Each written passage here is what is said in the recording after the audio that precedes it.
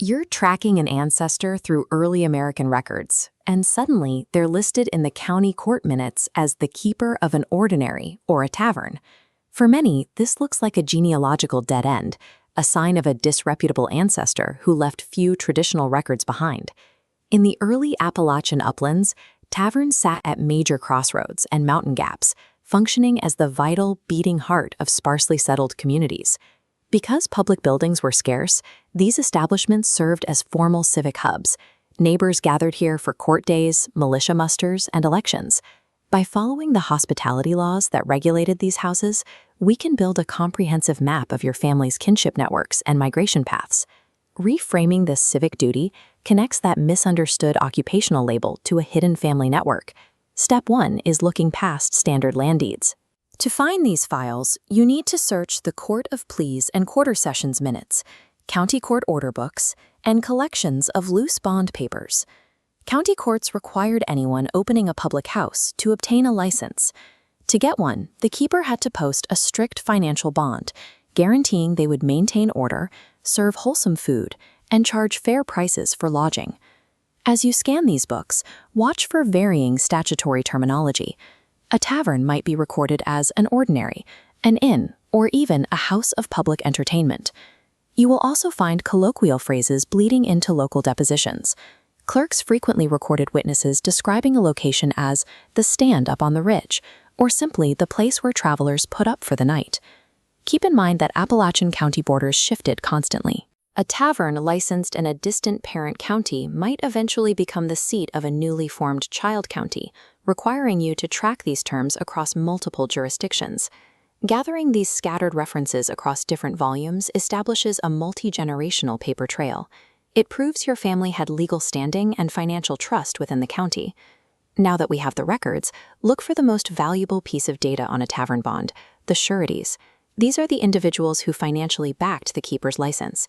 In the mountains, there were no institutional banks to underwrite a bond. Instead, sureties were usually close relatives or economic allies who staked their own credit on the keeper's reputation. Locate the primary tavern keeper on a bond, then extract the surrounding signatures. This maps a deliberate web of trust. For marginalized ancestors, like a widow taking over a tavern, sureties reveal undocumented brothers or sons-in-law backing her license. To verify these long-term alliances, track these exact surety networks across consecutive annual bonds. By identifying who trusted whom with their money and reputation, the financial bond acts as a proxy for a family tree.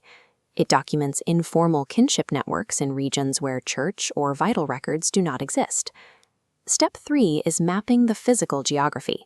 We do this by cross-referencing your identified tavern keepers with county road orders.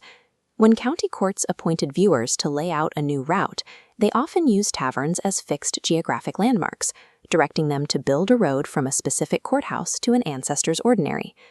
This 1822 map of South Carolina districts illustrates the scale of the region's main arteries and river crossings. By following tavern licenses along these specific turnpikes and mountain gaps over several decades, you can plot your family's exact movement through the landscape. If an ancestor appears as a licensed keeper in a parent county, and a decade later shows up maintaining a stand in a newly formed child county along that same route, they are physically mapping a deliberate migration corridor. Combining the surety network with these geographic road landmarks proves that your ancestors leveraged commercial travel routes for economic survival, situating themselves at the center of regional trade. We now have a completed kinship and migration map, integrating social ties from surety bonds with the geographic data found in road orders. To go further, cross-check this map against local estate packets. The sale lists will show you which neighbors purchased the bar inventory or furniture at auction. Finally, check the county deed books for the term tavern stand to lock down the exact real estate parcel your family occupied. Mountain hospitality laws provide a reliable framework for placing your most elusive Appalachian ancestors firmly onto the historical landscape. Thanks for watching. Please join us again next time for more history from the mountains. Don't forget to like and subscribe,